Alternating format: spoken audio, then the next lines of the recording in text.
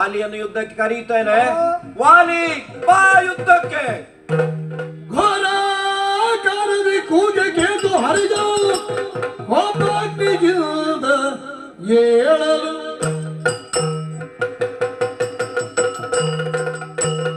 ತಾರಾದೇವಿ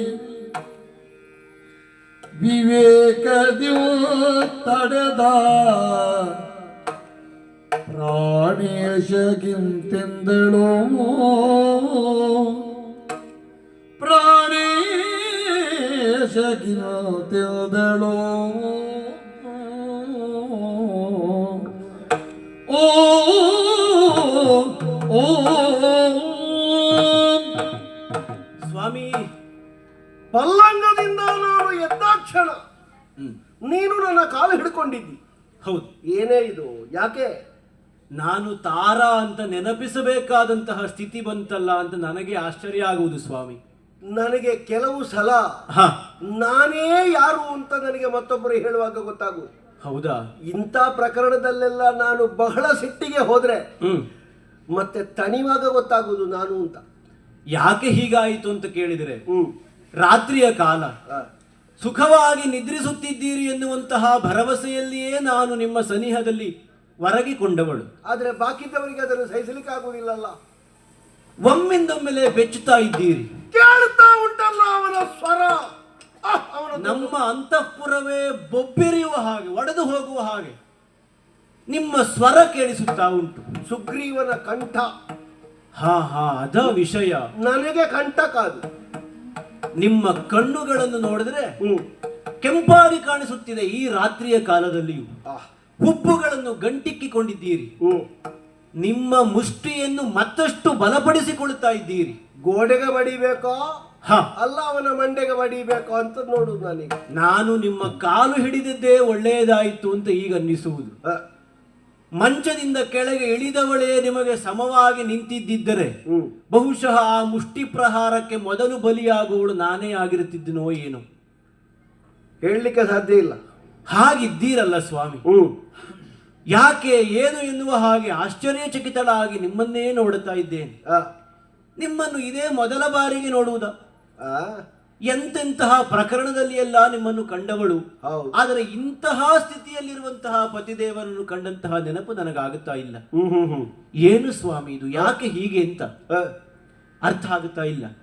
ಆದರೂ ಪೂರ್ವ ಪ್ರಕರಣಗಳನ್ನು ಗಮನಿಸಿದ ನೆಲೆಯಲ್ಲಿ ಹೇಳುವುದಾದರೆ ಇದು ಸುಗ್ರೀವನ ಕರೆಗೆ ಪ್ರತಿಸ್ಪಂದವಾಗಿ ಬಂದಂತಹ ಪ್ರತಿಕ್ರಿಯೆಯಾಗಿಯೋ ಹೌದಪ್ಪ ಉಂಟಾದಂತಹ ಸ್ಥಿತಿ ಅಂತ ಅಸ್ಪಷ್ಟವಾಗಿ ನನಗನ್ನಿಸುವುದು. ಯಾವಾಗಲೂ ಹಗಲು ಕರೆಯುವುದವ. ಹೌದು, ನೀನು ನಾನು ಹೇಗೆ ಹೋಗ್ತೇನೆ ಅಂತ ನೋಡ್ಲಿಲ್ಲ.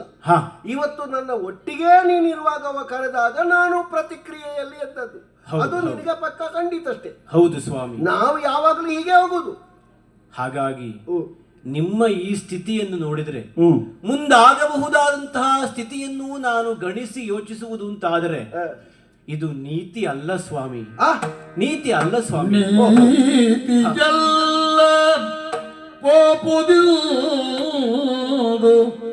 ನೀ ಕೇಳೋ ಮತ್ಪ್ರಾಣ ಕಾಂತ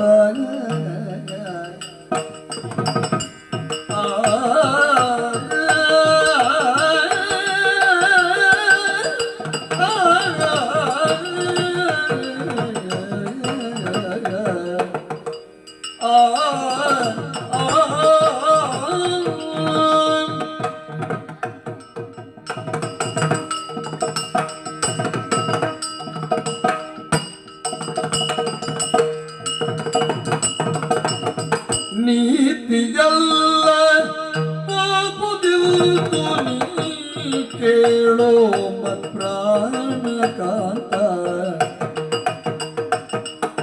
ಜಾತಾಂಗದ ಪೇಳಿದೊಂದು ಮಾತ ಕೇಳಿದೆ ನಾನು. ಜಾತ ಅಂಗದ ಪೇಳಿದೊಂದು ಮಾತ ಕೇಳಿದೆ ನಾನದು. ಪುಂಡರೀಕ ನೇತ್ರನ ಮಾತಾಡ ಜಾತ ಸುಗ್ರೀವನು ಕಂಡ ಕಂಡು ತಮ್ಮೊಡಂತರಂಗಗೊಂಡೆ ಕಾಂತದಿ ನೀತಿಯಲ್ಲ ಕೋಪವಿಲ್ದು ಈ ಕೇಳುವ ಪ್ರಾಣಗಾತ ಕೇಳು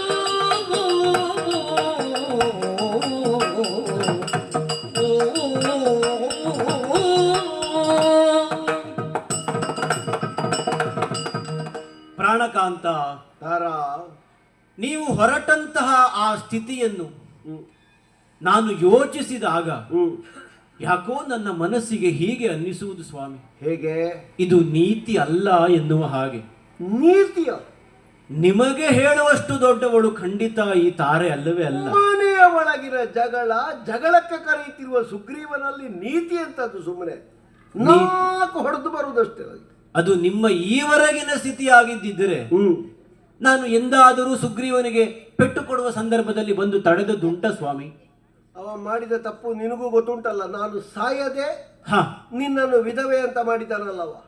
ಆ ಯಾವ ಸಂದರ್ಭದಲ್ಲಿಯೂ ನಿಮ್ಮನ್ನು ತಡೆಯದೇ ಇರುವಂತಹ ನಿಮ್ಮ ಪತ್ನಿ ಈಗ ಉದ್ದೇಶಪೂರ್ವಕವಾಗಿ ತಡೀತಾ ಇದ್ದಾಳೆ ಅಂತಂದ್ರೆ ಯಾವುದೋ ಒಂದು ಕಾರಣ ಇರಬೇಕೆನ್ನುವ ಹಾಗೆ ನಿಮಗೂ ಅನ್ನಿಸುವುದಿಲ್ಲವೇ ಸ್ವಾಮಿ?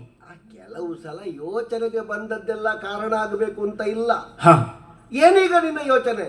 ನೀತಿ ಅಲ್ಲ ಅಂತ ಹೇಳುವುದು ಯಾಕೆ ಅಂತ ಕೇಳಿದ್ರೆ, ವಿಶೇಷವಾಗಿ ಈವರೆಗೆ ಪೆಟ್ಟು ತಿಂದಂತಹ ಸುಗ್ರೀವ ಸುಧಾರಿಸಿಕೊಂಡು ಮತ್ತೆ ಅಣ್ಣಾವಾಲಿ ಎನ್ನುವ ಹಾಗೆ ಕರೆಯುವುದಕ್ಕೆ ಎಷ್ಟು ಸಮಯ ತೆಗೆದುಕೊಳ್ತಾ ಇದ್ದ?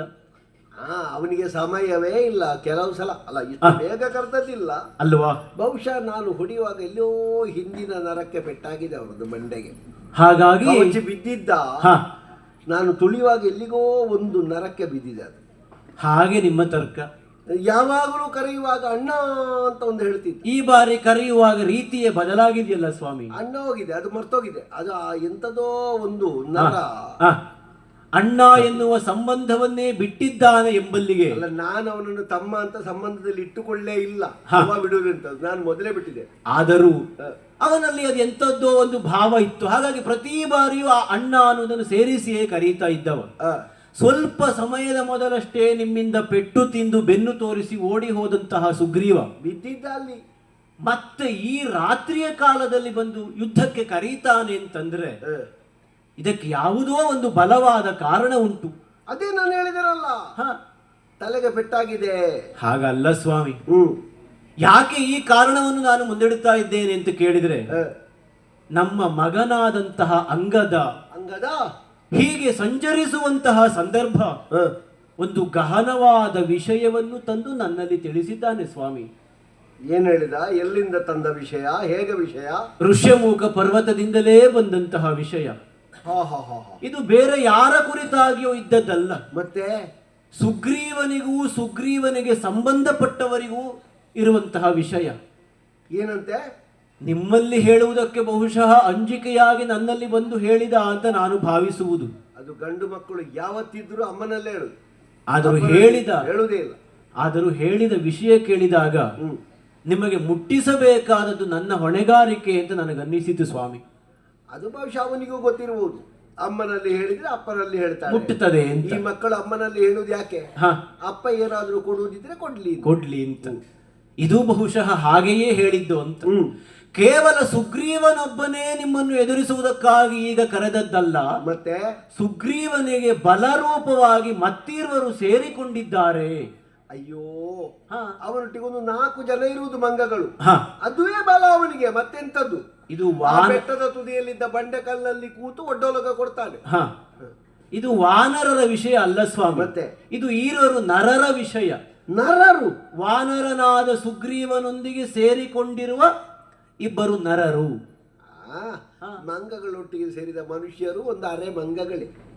ಹಾಗೆಯೋ ಅಂತ ಯೋಚಿಸಿದ್ರೆ ಹಿನ್ನೆಲೆ ಅದಕ್ಕೆ ಅವಕಾಶ ಮಾಡಿಕೊಡುವುದಿಲ್ಲ ಸ್ವಾಮಿ. ಏನು ಹಿನ್ನೆಲೆ? ಅಯೋಧ್ಯ ನಗರದ ಕುರಿತಾಗಿ ನೀವು ಕೇಳಿರಬಹುದಲ್ಲವೇ? ದಶರಥ ಚಕ್ರವರ್ತಿಗಳ ಬಗೆಗೆ ಕೇಳಿಸಿಕೊಂಡವರೇ? ಹೋಗ್ಲಿಲ್ಲ ನಾವು, ಅಂತೂ ಕೇಳಿದವು. ಆ ದಶರಥ ಚಕ್ರವರ್ತಿಗೆ 4 ಮಕ್ಕಳು ಉದಿಸಿದರಂತೆ.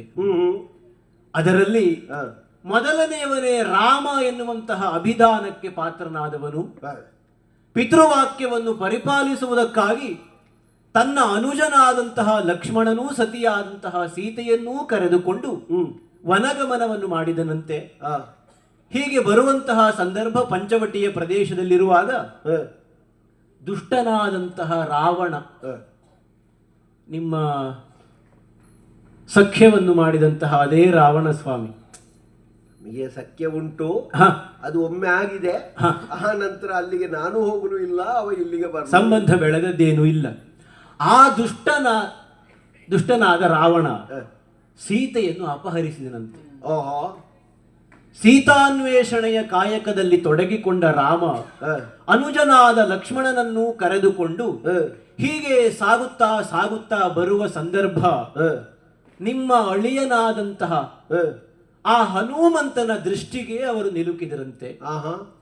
ಆ ಹನುಮಂತನೊಂದಿಗೆ ಸಂಭಾಷಣೆಯನ್ನು ಮಾಡಿ ಹನುಮಂತನ ಮೂಲಕವಾಗಿ ಸುಗ್ರೀವನೊಂದಿಗೆ ಸಖ್ಯವನ್ನೂ ಬೆಳೆಸಿಕೊಂಡಿದ್ದಾನಂತೆ. ತುಲ್ಯಾಡಿ ಮಿತ್ರತ್ವವನ್ನು ಮಾಡಿಕೊಂಡವರಂತೆ ಅವರಿಬ್ಬರು. ಅದೊಂದು ಹಾಗೊಂದು ತುಲ್ಯ ಅರಿಮಿತ್ರತ್ವ. ತುಲ್ಯವಾಗಿ ಅರಿಗಳನ್ನು ಮಿತ್ರರನ್ನು ನಾವಿರುವರು ಸಮಾನವಾಗಿ ಗ್ರಹಿಸುವುದು ಅಂತ ಅದರ ಅರ್ಥ. ನಿನಗೆ ಯಾರು ಮಿತ್ರನು ಅವನು ನನಗೆ ಮಿತ್ರ, ನಿನಗೆ ಶತ್ರುಗಳೆಲ್ಲರೂ ನನಗೆ ಶತ್ರುಗಳು ಎನ್ನುವ ಭಾವದಿಂದ ಸ್ವೀಕರಿಸುವುದು ಅಂತ ತುಲ್ಯ ಅರಿಮಿತ್ರತ್ವ. ಹಾಗೆ ಎಲ್ಲ ಪೂರ್ವ ಪ್ರಕರಣಗಳನ್ನು ಹನುಮಂತನಿಂದ ಸುಗ್ರೀವ ತಿಳಿದುಕೊಂಡರಂತೆ. ರಾಮ ಯಾರು, ರಾಮನ ಘನತೆ ಎಂತಹದ್ದು ಎನ್ನುವಂತಹ ವಿಷಯ ಎಲ್ಲ. ಒಬ್ಬ ನಮ್ಮ ಹನುಮಂತ ಕಲಿತದ್ದಕ್ಕೆ ಕಣ್ಣು ಕೈಕಾಲುಗಳಿಲ್ಲ. ಕೆಲವು ಸಲ ಅವನಿಗೆ ನೆನಪಾದ್ರೆ ನಿಲ್ಲಿಸಬೇಕು ಅಂತ ಬದಿಯಲ್ಲಿದ್ದವರು ಹೇಳ್ಬೇಕು, ಸಾಕು ಮಾರಾಯ ನಿನ್ನದ್ದು ಅಂತ. ಹೌದಾ? ಇಲ್ಲದಿದ್ರೆ ಹೇಳುವುದೇ. ಮಾರ್ತಾಂಡ ಕುಲ ಸಂಜಾತ, ಸೂರ್ಯವಂಶೀಯರು ಹಾಗೆ ವಿಶೇಷವಾಗಿ ಪ್ರಯೋಗಿಸಿದ್ದಾನಂತೆ. ನನಗೀಗ ಅನ್ನಿಸುವುದು, ಕಮಲ ಹೇಗೆ ಸಕಲ ದಿಕ್ಕುಗಳಿಗೂ ತನ್ನನ್ನು ತಾನು ಅರಳಿಸಿಕೊಳ್ಳುತ್ತದೆ, ಆ ನೆಲೆಯಲ್ಲಿ ವಿಶಾಲವಾದಂತಹ ದೃಷ್ಟಿಯನ್ನು ಹೊಂದಿದಂತಹ ರಾಮ ಪ್ರಾಣಿಗಳಲ್ಲಿಯೂ ಮನುಷ್ಯರಲ್ಲಿಯೂ ಸಕಲ ಜೀವರಾಶಿಗಳಲ್ಲಿಯೂ ಒಂದು ವಿಶೇಷವಾದಂತಹ ಅಸ್ತಿತ್ವವನ್ನು ಗುರುತಿಸಿ ಸಕಲ ಭೂತ ದಯಾಪರ ಎನ್ನುವ ಹಾಗೆ ಗುರುತಿಸಿಕೊಂಡವನಂತೆ. ಆ ರಾಮನ ಕುರಿತಾಗಿ ಎಲ್ಲ ವಿಷಯವನ್ನೂ ಸಂಗ್ರಹಿಸಿದಂತಹ ಸುಗ್ರೀವ ತನ್ನ ವಿಷಯವನ್ನೂ ಕೂಡ ಅದಕ್ಕೆ ಸೇರಿಸಿ ಹೇಳಿದನಂತೆ ರಾಮನೊಂದಿಗೆ. ಮಾರ್ತಾಂಡ ಕುಲದವರೆಲ್ಲರೂ ಹಾಗೆ ಅಂತ ಹೇಳಲಿಕ್ಕೆ ಬರುವುದಿಲ್ಲ. ಅಲ್ಲ, ಒಳ್ಳೆಯವರು ಬಹಳಷ್ಟು ಮಂದಿಗಳಿದ್ದಾರೆ. ಅದೇ ವಂಶದಲ್ಲಿ ಹುಟ್ಟಿದಂತಹ ಒಬ್ಬ ದಂಡಕ ಗುರುಶಾಪಗ್ರಸ್ತನಾಗಿ ತನ್ನ ಜೀವನದ ಅವಸಾನವನ್ನು ಕಂಡವ. ಹೌದಂತೆ. ಅದೇ ಕುಲದಲ್ಲಿ ಹುಟ್ಟಿದಂತಹ ಮತ್ತೊಬ್ಬ ಅಸಮಂಜಸನೆನ್ನುವ ಸಿಕ್ಕಿದ ಮಕ್ಕಳನ್ನೆಲ್ಲ ನೀರಲ್ಲಿ ಮುಳುಗಿಸಿ ಅವರು ಉಸಿರುಗಟ್ಟಿ ಸಾಯುವಾಗ ಸಂತೋಷ ಪಡುತ್ತಿದ್ದವ. ಈ ವಂಶದಲ್ಲಿ ಹುಟ್ಟಿದವರೆಲ್ಲ ಅಲ್ಲ ಹೇಳಿದ್ದು ಅಪವಾದ ಅಂತಲ್ಲ, ನೀನೀಗ ವ್ಯಾಖ್ಯಾನಿಸುತ್ತಾ ಹಾಗೆ ಹೇಳ್ತಿ ಬಿಡು. ಮಗ ಸಂಗ್ರಹಿಸಿದ ವರ್ತಮಾನ, ಆ ಎಲ್ಲ ವಿಷಯವನ್ನು ಸುಗ್ರೀವ ಈವರೆಗೆ ನಡೆದಂತಹ ಪ್ರತಿಯೊಂದು ಘಟನೆಯನ್ನು, ತನ್ನ ಅಣ್ಣನೊಂದಿಗಾದಂತಹ ವೈರವನ್ನು, ತನ್ನ ಸತಿಯನ್ನು ಇರಿಸಿಕೊಂಡಿರುವಂತಹ ಪ್ರಕರಣವನ್ನು ರಾಮನಲ್ಲಿ ಅರುಹಿಕೊಂಡನಂತೆ. ಆಗ ರಾಮ ಅದಕ್ಕೆ ಪ್ರತಿಕ್ರಿಯೆಯೋಪಾದಿಯಲ್ಲಿ ನಿನ್ನ ಅಣ್ಣ ನಿನ್ನ ಸತಿಯನ್ನು ಕೊಂಡೊಯ್ದಿದ್ದಾನೆ, ಕದ್ದೊಯ್ದಿದ್ದಾನೆ ಎನ್ನುವ ಕಾರಣಕ್ಕಾಗಿ. ಇಲ್ಲ, ಕದ್ದುಕೊಂಡು ಬಂದದ್ದಲ್ಲ, ನಾನು ಬಲಾತ್ಕಾರವಾಗಿ ಇರಿಸಿಕೊಂಡದ್ದು.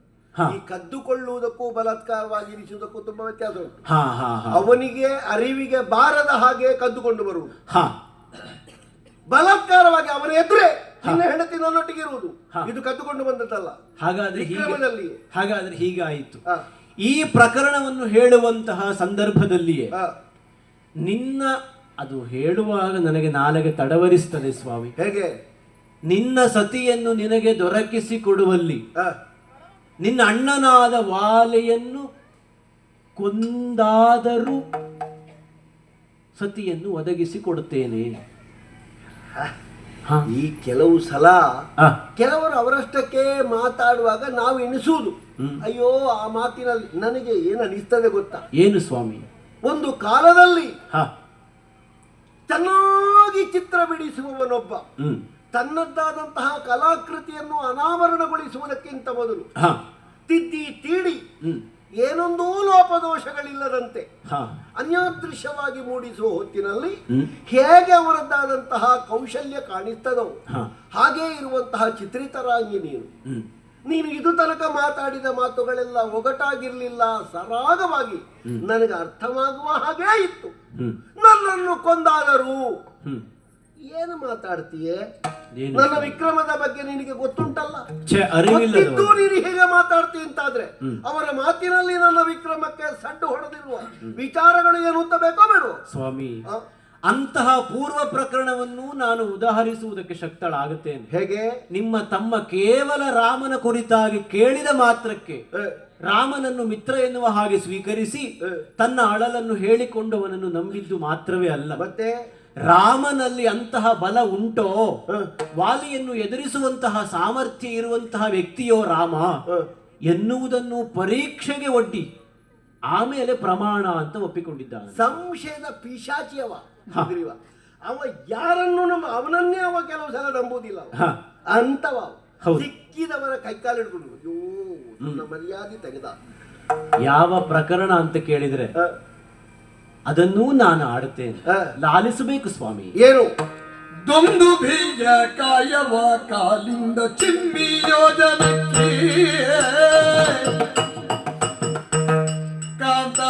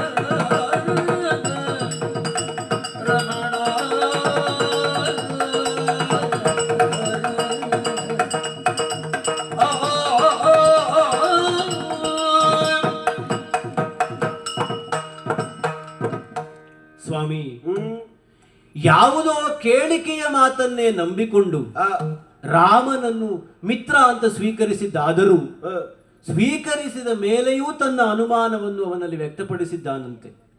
ಅದೇ ನಾನು ಹೇಳಿದೆನಲ್ಲ, ಅವ ಹಾಗೊಂದು ವ್ಯಕ್ತಿತ್ವ ಉಳ್ಳವ ಅಂತ. ಹೌದು ಸ್ವಾಮಿ, ಸಂಶಯ.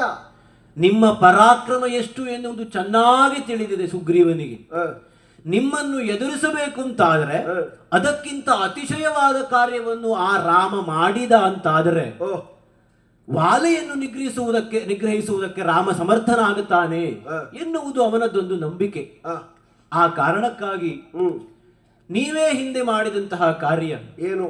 ದುರುಳನಾದಂತಹ ದುಂದುಬಿಯನ್ನು ಕೊಂದು ಆ ಮೇಲೆಯೂ ಕೂಡ ಜೀವವಿಲ್ಲದೆ ಇರುವಂತಹ ದುಂದುಬಿಯ ಅಟ್ಟೆಯನ್ನು ಪ್ರತಿನಿತ್ಯ ನೀವು ಮೊಣಕಾಲ ಪರ್ಯಂತ ಎತ್ತಿ ಮತ್ತೆ ಅಲ್ಲಿಯೇ ಇಳಿಸಿ ಸುಗ್ರೀವನಿಗೊಂದು ಸೂಚನೆಯನ್ನು ಕೊಟ್ಟು ಮತ್ತೆ ಮರಳುತ್ತಾ ಇದ್ದವರು. ಆ ದುಂದುಬಿಯ ಅಟ್ಟೆ ಇರುವಲ್ಲಿಯವರೆಗೆ ರಾಮನನ್ನು ಕರೆದುಕೊಂಡು ಹೋದನಂತೆ ಸುಗ್ರೀವ. ಯಾಕೆ? ಕರೆದುಕೊಂಡು ಹೋಗಿ ತಮ್ಮ ಕಾರ್ಯ ಸಾಧನೆಯನ್ನು ವಿವರಿಸಿ ಇದಕ್ಕಿಂತ ಅತಿಶಯವಾಗಿ ನೀನು ಮಾಡಿದೆ ಅಂತಾದರೆ ನನ್ನ ಸಂಶಯ ನಿವಾರಣೆ ಆಗುತ್ತದೆ ಅಂತ ಆಡಿದನಂತೆ ರಾಮನಲ್ಲಿ. ಅದಕ್ಕೆ ಅವ ಏನು ಹೇಳಿದ? ರಾಮ ಎಲ್ಲವನ್ನೂ ಆಲಿಸಿದ ಮೇಲೆ ನೀವು ಕೈಯಿಂದ ಎತ್ತುತ್ತಾ ಇದ್ದುದಲ್ವೇ ಸ್ವಾಮಿ ಮೊಣಕಾಲ ಪರ್ಯಂತ? ಹೌದು. ರಾಮ ಕೈಯಿಂದ ಅಲ್ಲವಂತೆ, ಮತ್ತೆ ತನ್ನ ಎಡಗಾಲಿನಿಂದ ಆ ದುಂದುಬಿಯ ಅಟ್ಟೆಯನ್ನು ಒದೆಯುವ ಮುಖೇನ ಯೋಜನಾಂತರದ ದೂರದವರೆಗೆ ಆ ಅಟ್ಟೆಯನ್ನು ಹಾರಿಸಿದನಂತೆ. ದೊಡ್ಡ ಸಂಗತಿ ನನಗೆ ಕಾಣುವುದಿಲ್ಲ.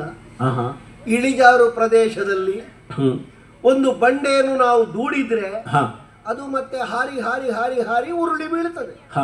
ಇದ್ದಲ್ಲಿಂದ ನೆಲ ಬಿಡಿಸುವುದು ವಿಷಯ. ಕೈಯಲ್ಲಿ ಎತ್ತಿ ಆ ಸುಗ್ರೀವನಿಗೊಂದಿತ್ತು.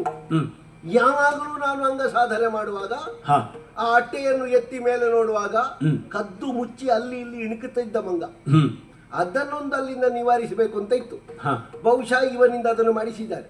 ಈ ಮತ್ತೊಬ್ಬರಲ್ಲಿ ಕೆಲಸ ಮಾಡಿಸಲಿಕ್ಕೆ ಹೇಳಿದ ಜೀವ ಅದು. ಹೌದಾ? ಅವ ಹೆಚ್ಚಿಗೆ ಏನು ಮಾಡ್ಲಿಕ್ಕಿಲ್ಲ. ಮತ್ತೊಬ್ಬರಲ್ಲಿ ಕೆಲಸ ಮಾಡಿಸಲಿಕ್ಕೆ ಸುಗ್ರೀವನಷ್ಟು ದೊಡ್ಡ ಕಳ್ಳರು ಮತ್ತೊಬ್ಬರಿಲ್ಲ.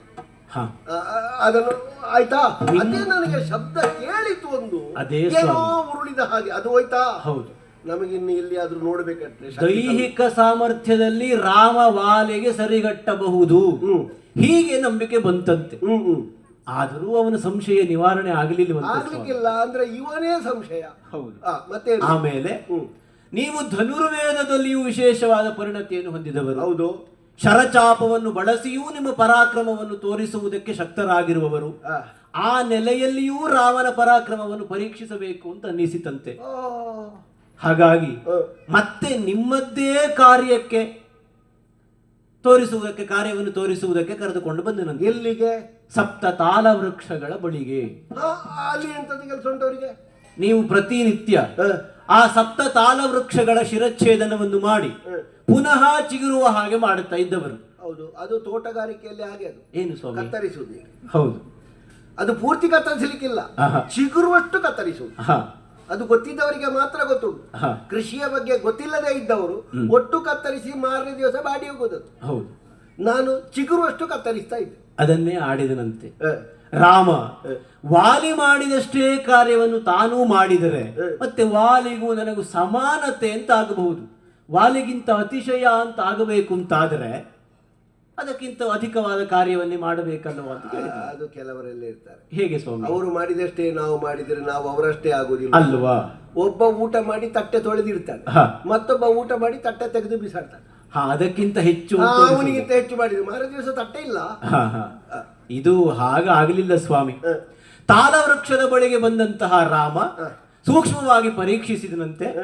ನೀವು 7 ಬಾಣಗಳನ್ನು ಬಿಟ್ಟು 7 ವೃಕ್ಷಗಳನ್ನು ಕತ್ತರಿಸುತ್ತಾ ಇದ್ದುದರ ಬದಲಾಗಿ ಅದರ ಮೂಲ ಏನು ಅಂತ ಅರ್ಥ ಮಾಡಿಕೊಂಡು ತನ್ನ ಪಾದವನ್ನು ನೆಲಕ್ಕೆ ಊರುವ ಮುಖೇನ ವಕ್ರಾಕಾರದಲ್ಲಿರುವಂತಹ ತಾಲ ವೃಕ್ಷಗಳನ್ನು ಸರಳ ರೇಖೆಗೆ ತಂದನಂತೆ. ಅದನ್ನು ನೇರ ಮಾಡಿದನೋ? ಹೌದು ಸ್ವಾಮಿ. ನಾನು ಮಾಡಬೇಕು ಅಂತ ಇದ್ದೆ. ಅಷ್ಟು ಮಾತ್ರವೇ ಅಲ್ಲ, ಸರಳ ರೇಖೆಗೆ ಬಂದಂತಹ ಸಪ್ತ ತಾಲ ವೃಕ್ಷಗಳನ್ನು ಸಮೂಲ ನಾಶ ಮಾಡಿದನಂತೆ. ಮತ್ತೆ ಚಿಗುರೊಡೆಯುವ ಹಾಗಿಲ್ಲ. ಅವರ ಉದ್ದೇಶ ವಾಲಿ ನಲಿದಾಡುವ, ವಾಲಿಗೆ ಆತ್ಮಾನಂದವನ್ನು ಕೊಡುವ, ವಾಲಿಯ ಬಿರುಸನ್ನು ತೋರಿಸಬಹುದಾದ ಕ್ಷೇತ್ರಗಳನ್ನೆಲ್ಲ ನಾಶ ಮಾಡಿ ಒಂದರ್ಥದಲ್ಲಿ ವಾಲಿಗೆ ಪರೋಕ್ಷವಾಗಿ ನೋವು ಕೊಡುವುದು. ಇಷ್ಟೇ, ಮತ್ತೆಂತದ್ದು ಅಲ್ಲ. ಇವನ ವಿಕ್ರಮ ತೋರಿಸಲಿಕ್ಕೂ ಅಲ್ಲ, ಅವ ನೋಡ್ಲಿಕ್ಕೂ ಅಲ್ಲ. ಹೌದು. ಇಷ್ಟ ಆದ ಮೇಲೆ ಸುಗ್ರೀವನಿಗೆ ಒಂದು ಪ್ರಮಾಣದಲ್ಲಿ ಭರವಸೆ ಬಂತಂತೆ. ಹಾಗಾದ್ರೆ ನಾನು ಇನ್ನಲ್ಲಿ ತಿರುಗಾಡ್ಲಿಕ್ಕಿಲ್ಲಲ್ಲ, ಅವನ ಮೂಗಿನ ನೇರಕ್ಕೆ ನಾನು ಹೋಗ್ಲಿಕ್ಕಿಲ್ಲ, ನನ್ನನ್ನು ನೋಡಿದ್ರೆ ಆಗುದಿಲ್ಲ ಅವನಿಗೆ. ಅದಕ್ಕೆ ಇದೆರಡನ್ನು ತಪ್ಪಿಸಿದ್ರೆ ಮತ್ತೆ ನಾಳೆಯಿಂದ ನಾನಲ್ಲಿ ಸುಳಿಲಿಕ್ಕಿಲ್ಲಲ್ಲ. ಹಾಗಾಗಿ ತನ್ನ ಸತಿಯನ್ನು ಹೊಂದುವಲ್ಲಿ ರಾಮನ ಪರಾಕ್ರಮ ಸರಿಯಾಗಿ ವಿನಿಯೋಗ ಆಗುತ್ತದೆ ಹೀಗೆ ಯೋಚಿಸಿದನಂತೆ. ಆ ನೆಲೆಯಲ್ಲಿ ರಾಮನ ಪರಾಕ್ರಮವೊಂದಿಗೆ ಸೇರಿಕೊಂಡು ಸುಗ್ರೀವ ಎಷ್ಟು ಬಲವಂತನಾಗಿದ್ದಾನೆ ಸ್ವಾಮಿ. ಮಾತ್ರವೇ ಅಲ್ಲ, ಬರುವಾಗ ಸಪ್ತಜನಾಶ್ರಯದ ಆ ಪ್ರದೇಶದಲ್ಲಿ ಬಂದಿರಂತೆ, ಅದರ ಮೂಲಕವಾಗಿಯೇ ಬಂದಿರಂತೆ ಸ್ವಾಮಿ. ಈವರೆಗೆ ಸುಗ್ರೀವ ಬಾರದೇ ಇರುವಂತಹ ಪ್ರದೇಶದಲ್ಲಿ ಆದರೆ ಏನೂ ಆಗಲಿಲ್ಲವಂತೆ. ಈ ಕೆಲವು ಸಲ ಕೆಲವೊಂದು ನಂಬಿಕೆಗಳು ಅಂತ ಇರ್ತದೆ. ಅದು ಯಾಕೆ ಕೇಳಿದ್ರೆ ಅದೊಂದು ಶ್ರದ್ಧಾ ಮೂಲ ಅಂತ ಲೆಕ್ಕ. ಅಲ್ಲಿ ಯಾರು ಹೋಗ್ಲಿಕ್ಕಿಲ್ಲ, ಹೋದವರು ಇಂಥ ಕಷ್ಟ ನಷ್ಟಗಳಿಗೆ ಒಳಗಾಗ್ತಾರೆ. ಕೆಲವು ಕ್ಷೇತ್ರದಲ್ಲಿ ಗೆಜ್ಜೆ ಕಟ್ಟಲಿಕ್ಕಿಲ್ಲ, ನಾ ಕಟ್ಟುತ್ತೇನೆ, ಅದೊಂದು ಶ್ರದ್ಧೆಗೆ ಹೊಡೆದ ಹಾಗೆ. ಇಲ್ಲಿಗೆ ಹೋದ್ರ ಹೌದು ಸ್ವಾಮಿ, ಹೋಗ್ಲಿ ಮರ್ಯಾದೆ. ರಾಮನನ್ನು ಅನುಸರಿಸಿಯೇ ಸುಗ್ರೀವ ಬಂದನಂತೆ. ಅದಕ್ಕಿಂತ ಮೊದಲು ಹೇಗೂ ರಾಮ ತನ್ನ ಸತಿಯನ್ನು ಒದಗಿಸಿಕೊಡುವುದು ನಿಶ್ಚಯ ಅಂತ ಆದ ಮೇಲೆ ರಾಮ ತನ್ನ ಸತಿಯನ್ನು ಒದಗಿಸಿಕೊಟ್ಟ ಬಳಿಕ ಕಳೆದುಕೊಂಡಂತಹ ರಾಮನ ಸತಿಯನ್ನು ಒದಗಿಸಿಕೊಡುವಲ್ಲಿ ಸಮಸ್ತ ವಾನರ ಸೇನೆಯ ಜೊತೆಗೆ ತಾನು ಅದಕ್ಕೆ ಸಹಕಾರಿಯಾಗಿ ವರ್ತಿಸುತ್ತೇನೆ ಅಂತ ಸುಗ್ರೀವ ರಾಮನಿಗೆ ಮಾತು ಕೊಟ್ಟನಂತೆ. ಅವ ಕೊಡ್ಲಿ, ಇವ ಒಪ್ಪಿದ್ರ? ಹೌದು ಸ್ವಾಮಿ, ಒಪ್ಪಿದ್ರ? ಹೌದು. ಆದೀತು ಅಂತಂದಂತೆ. ಈಗ ಆದೀತು ಅಂತ ಹೇಳಿದ್ರೆ ನಾನು ಇಲ್ಲದಾಗಬೇಕು. ಹಾ, ನಾನು ಒಂದು ವೇಳೆ ಇಲ್ಲದಾದ್ರೂ ನೀನಿಲ್ವಾ? ಇದ್ದೇನೆ ಸ್ವಾಮಿ. ನಮ್ಮ ಮಗ ಇಲ್ವಾ? ಅಂಗದ ಇದ್ದಾನೆ. ಹಾಗಾದ್ರೆ ಇವರನ್ನೆಲ್ಲ ದಾಟಿ ಹಾ, ಈಗ ನನ್ನನ್ನು ಶಿಕ್ಷಿಸಬೇಕು ಅಂತ ಇರುವ ನೆಲೆಯಲ್ಲಿ ಹಾ, ನಿಮ್ಮನ್ನೆಲ್ಲ ದಾಟಿ ಅವನೇ ಅಧಿಕಾರಿಯಾಗಿ ಹ್ಮ್, ಎಲ್ಲವನ್ನೂ ಸ್ವಾಧೀನೀಕರಿಸಿ ಅವನಿಗೆ ಉಪಕಾರ ಮಾಡ್ತಾನೆ ಅಂತಾದ್ರೆ ಹಾ, ಒಂದು ಸಣ್ಣ ಭಾಷೆಯಲ್ಲಿ ಹೇಳುವುದಿದ್ರೆ ಹಾ, ಒಂದು ಲಂಚ ತೆಕೊಂಡ ಹಾಗಲ್ವಾ? ಹಾ, ಹಾ, ಹಾ, ಹಾ. ಇದೆಂತದ್ದು ಮತ್ತೆ? ತನ್ನಲ್ಲಿ ವಾನರ ಸೇನೆ ಇಲ್ಲದೇ ಇರುವಾಗಲೇ ಸುಗ್ರೀವ ಹೀಗೆ ಆಡ್ತಾನೆ ಅಂತಾದ್ರೆ ಅದೊಂದು ಆಮಿಷ ಅಲ್ವಾ? ಹೌದು, ನೀನು ಹಾಗೆ ಮಾಡಿದ್ರೆ ನಾನು ಹೀಗೆ ಮಾಡ್ತೇನೆ. ಹೌದು. ಅವನಿಗೆ ಬೇಕೋ ಬೇಡುವ ಎನ್ನುವುದಕ್ಕಿಂತಲೂ ಹಾ, ಬೇಡ ಅಂತ ಹೇಳಬೇಕಾದದ್ದು ಅವನಿಗೆ ಕರ್ತವ್ಯ ಅಲ್ವಾ? ನೀನೀಗ ವರ್ಣಿಸಿದ ಹಾಗೆ ಅವನೇ ಆದರೆ ಹಾ, ಅವನ ವ್ಯಕ್ತಿತ್ವಕ್ಕೆ ಇವನ ಸಹಾಯ ಅಗತ್ಯವೇ? ಹ್ಮ್, ಇವನ ಸಹಾಯವನ್ನು ಅವ ಬೇಡ ಅಂತ ನಿರಾಕರಿಸದೇ ಇದ್ರೆ ಒಪ್ಪಿದ್ದಾನೆ ಅಂತಂದ್ರೆ ಅರ್ಥ ಅಲ್ವಾ? ಹೌದು ಸ್ವಾಮಿ. ಒಪ್ಪಿದ್ದಾನೆ ಎನ್ನುವುದರ ಮೇಲೆ ಕೆಲಸ ಮಾಡ್ತಾನೆ ಅಂತ ಆದ್ರೆ ಸಂಬಳದ ನಿರೀಕ್ಷೆ ಉಂಟು ಅಂತಲ್ವಾ? ಅವನನ್ನು ಪ್ರತಿಫಲಾಪೇಕ್ಷೆ ಇಲ್ಲದವ ಅಂತ ಹೇಳಲಿಕ್ಕೆ ಬರ್ತದ? ಬಿಡು ಸ್ವಾಮಿ. ರಾಮನಿಗೂ ಸುಗ್ರೀವನಿಗೂ ಈ ಸಖ್ಯವಾದ ಮೇಲೆ ಪರಸ್ಪರ ಇಂತಹದ್ದೊಂದು ಮಾತುಕತೆಯನ್ನು ಮುಗಿಸಿಕೊಂಡು ವಾಲೆಯನ್ನು ಏನು ಎನ್ನುವ ಹಾಗೆ ನಿಗ್ರಹಿಸಬೇಕು ಎನ್ನುವ ಹಾಗೆ ಆ ಕಡೆಯಿಂದ ಬರುತ್ತಾ ಇದ್ದಾರಂತೆ. ಹಾಗಾಗಿ ನನಗೆ ಕಾಣುವುದು ಸ್ವಾಮಿ, ಸುಗ್ರೀವನನ್ನು ಎದುರಿಸುತ್ತೇನೆ ಅಂತ ನೀವು ಹೊರಟವರು, ಇದು ಬೇರೆ ರಾತ್ರಿಯ ಕಾಲ. ಹಾಗಾಗಿ ಒಂದು ಪ್ರಾರ್ಥನೆ, ರಾತ್ರಿಯಲ್ಲಿ ಎನ್ನ ಧಾಟಿಗೆ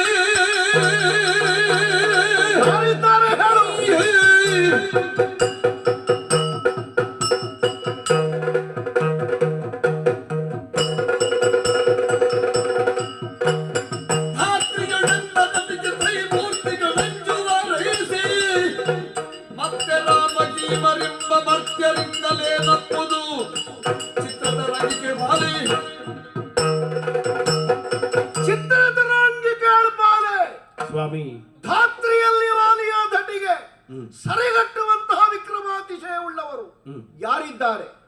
ಸಪ್ತ ಕುಲಾಚಲಗಳನ್ನಾದರೂ ತಿರುಗಲ್ಲಾಗಿ ತಿರುಗಿಸಬಲ್ಲಂತಹ ಭೀಮ ವಿಕ್ರಮಿಯಾಗಿರುವಂತಹ ವಾಲಿಯಲ್ಲಿ ರಾಮ ಲೆಕ್ಕವೇ ಅಲ್ಲ ನನಗೆ.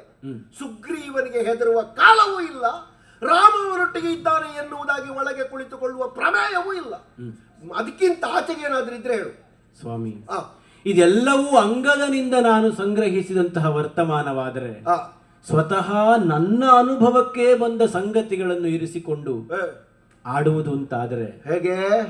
ಈ ರಾತ್ರಿಯ ಕಾಲದಲ್ಲಿ ಯುದ್ಧಕ್ಕೆ ಹೋಗುವುದು ಬೇಡ ಸ್ವಾಮಿ. ಮತ್ತೆ ಯಾವಾಗ? ನಾಳೆ ನೋಡಿಕೊಂಬ ಯುದ್ಧ ವೇಳೆಯಲ್ಲ ಇಂದು ರಮಣ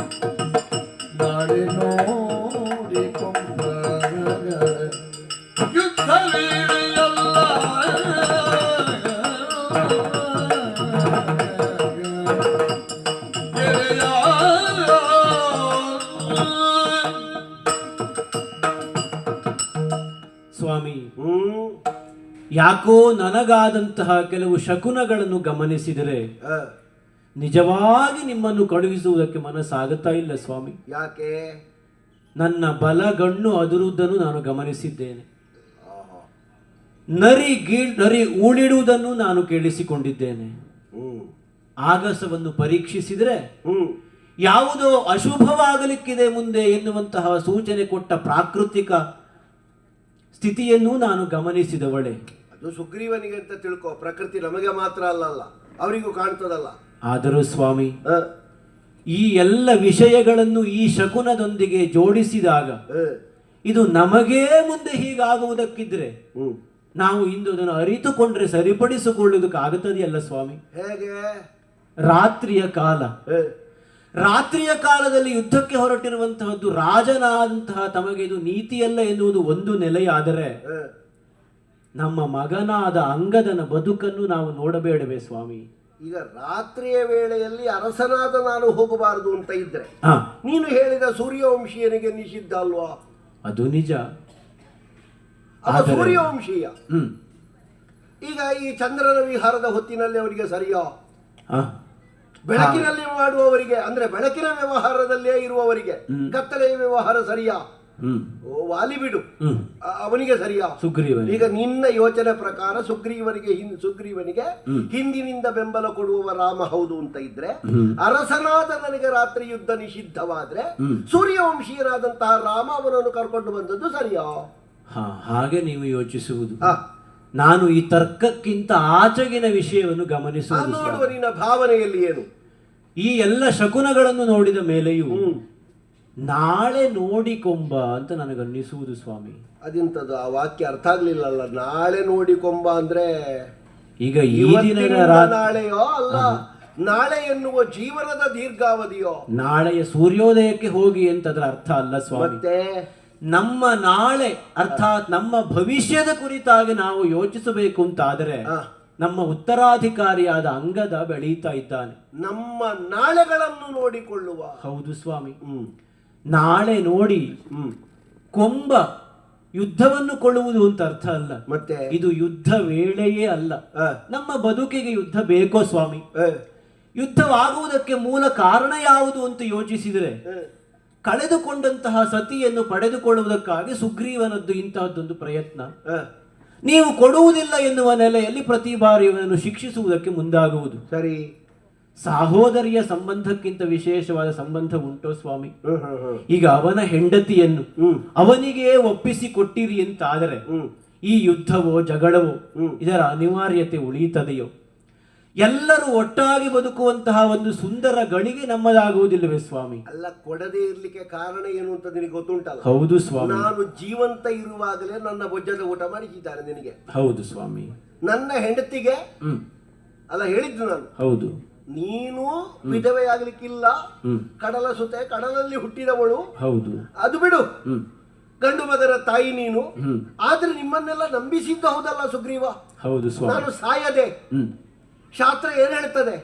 ಒಬ್ಬನ ಹೆಣ ಸಿಕ್ಕದೆ ಇದ್ರೆ ಉಂಟಲ್ಲ, ಅದನ್ನೆಲ್ಲ ಮುಚ್ಚಿ ಹಾಕಿ ಏನೋ ಒಂದು ಮಾಡಿ ವರ್ಷದ ಒಳಗೆ ಅಧಿಕಾರವನ್ನೇ ಅವನ ಕೈಗೆ ತಕ್ಕೊಂಡು ಒಂದು ಮಂತ್ರಿಮಂಡಲವನ್ನೇ ಬೇರೆ ಮಾಡಿ ಮೆರಿಲಿಲ್ವವ?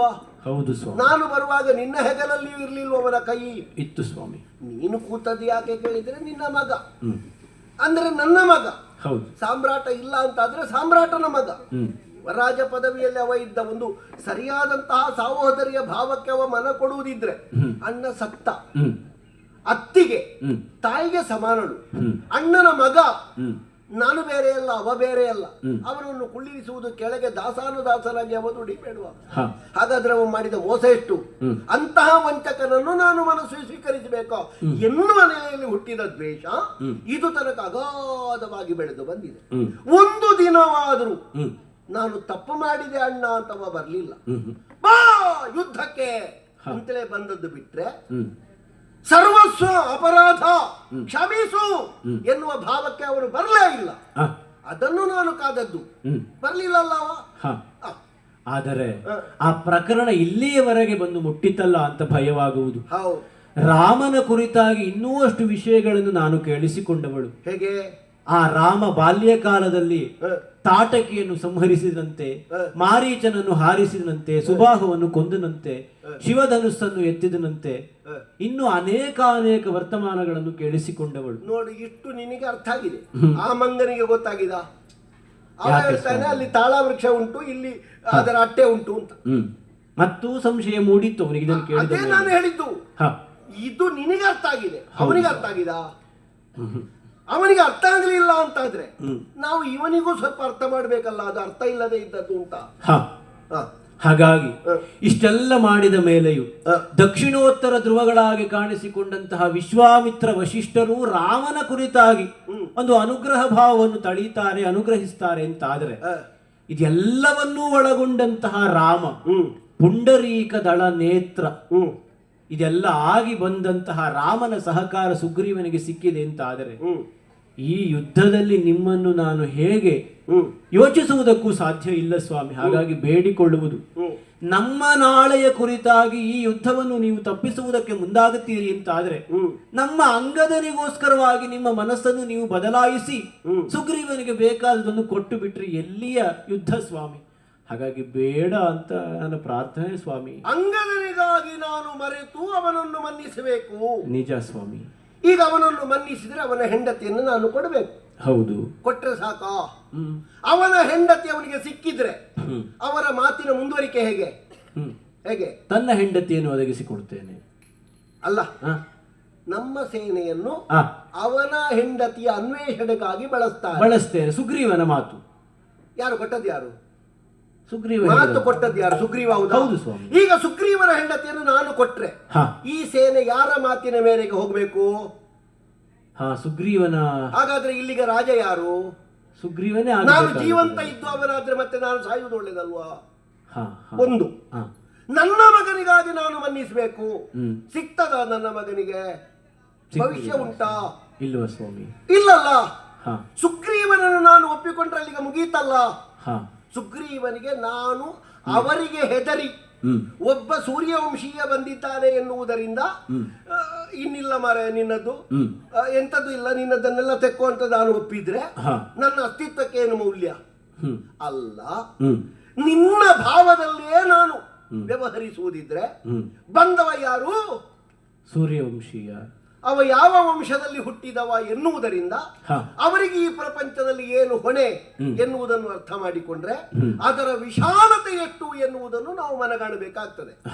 ಅಂತವನು ಸುಗ್ರೀವನಿಗೆ ಸಹಾಯ ಮಾಡುವ ನಿಟ್ಟಿನಲ್ಲಾದರೂ ವಾಲಿಯ ಹುಳುಕೇನು, ಕೊಳಕೇನು, ವಾಲಿಯ ತಪ್ಪೇನು, ವಾಲಿಗೆ ಮನವರಿಕೆ ಮಾಡಬೇಕಲ್ಲ. ನನಗೆ ಈಗಲೂ ಸುಗ್ರೀವನಿಗೆ ನಾನು ತಪ್ಪು ಮಾಡಿದ್ದೇನೆ ಅಂತ ಅನ್ನಿಸುವುದೇ ಇಲ್ಲ ಸ್ವಾಮಿ. ನನಗೆ ಅವ ಅನ್ಯಾಯ ಮಾಡಿದ್ದರಿಂದ ಪ್ರತೀಕಾರವಾಗಿ ನಾನು ನಡೆಯುತ್ತಾ ಇದ್ದೇನೆ ಎನ್ನುವುದೇ ನನ್ನಲ್ಲಿರುವುದು. ಒಂದು ವೇಳೆ ಬಂದವಷ್ಟು ದೊಡ್ಡವನಾದ್ರೆ ನನಗೆ ಮನವರಿಕೆ ಮಾಡಲಿ, ನಿನ್ನದು ಇಂಥದ್ದು ತಪ್ಪು ಅಂತವ ಹೇಳಿ ಅವನ ಸಮ್ಮುಖದಲ್ಲಿ ನನ್ನ ಬದುಕು ಬೇಡುವ ಬೇಕೋ. ಮತ್ತು ಒಂದಿದೆ, ಪುಂಡರೀಕ ದಳ ನೇತ್ರ. ಹೌದು ಸ್ವಾಮಿ. ಹೀಗೆಲ್ಲ ವಿಶಾಲಾರ್ಥದಿಂದ ಎಣಿಸುವುದಿದ್ರೆ ನಾರಾಯಣನ ಸ್ವರೂಪವೇ ಆ ನೆಲೆಯಿಂದ ಬಂದಿದೆ ಅಂತಾದ್ರೆ ನಿನಗೆ ಬಹಳ ಹತ್ತಿರದ ಸಂಬಂಧ ಉಂಟಲ್ಲ. ನಾರಾಯಣನ ಹೆಂಡತಿ ಯಾರು? ಲಕ್ಷ್ಮೀದೇವಿ. ಅವಳು ನಿನಗಿಂತ ಮತ್ತೆ ಹುಟ್ಟಿದವಳು. ಹೌದು ಸ್ವಾಮಿ. ನೀ ಮೊದಲು ಹುಟ್ಟಿದವಳು ಕ್ಷೀರಸಾಗರದ. ಒಂದರ್ಥದಲ್ಲಿ ನಿನ್ನ ತಂಗಿ ಗಂಡ ಆಗ್ತಾರೆ. ಕೇಳವರಲ್ಲಿ ಎಂತದ್ದು ನನಗೆ ಅಂತ. ಒಂದು ವೇಳೆ ನೀನು ನಡೆಸಿದ ಹಾಗೆ ಮುಂದುವರಿದು ವಾಲಿಯ ಪತನವೇ ಆಗ್ತದೆ ಅಂತ ಇದ್ರೆ ಅವನಲ್ಲಿ ಕೇಳು ನಿನ್ನ ಬದುಕಿಗೆ. ಇನ್ನೂ ನಿರಾಶೆ ಹೊಂದುತ್ತಿ ಅಂತಾದ್ರೆ, ನನ್ನ ಬಲ ಸಾಕಾಗುವುದಿಲ್ಲ ಅವರ ಸಮ್ಮುಖದಲ್ಲಿ ಅಂತಾದ್ರೆ, ಎದುರು ನಿತ್ತವನ ಅರ್ಧ ಬಲವನ್ನು ಕೊಂಬ ಬಲ ನಮ್ಮ ಕಾಂಚನ ಮಾಲೆಗೆ ಉಂಟು ಅಂತ ನಿನಗೂ ಗೊತ್ತುಂಟಲ್ಲ. ಕೇಳಿದ್ದೇನೆ. ಸುಗ್ರೀವನ ಹೋರಾಟಕ್ಕೆ ನಾನು ಅದನ್ನು ಧರಿಸುವ ಕ್ರಮ ಇಲ್ಲ, ಬಳಸಿದ್ದಿಲ್ಲ. ನನ್ನ ಪೆಟ್ಟು ಸಾಕಾಗ್ತದೆ ಅವನಿಗೆ.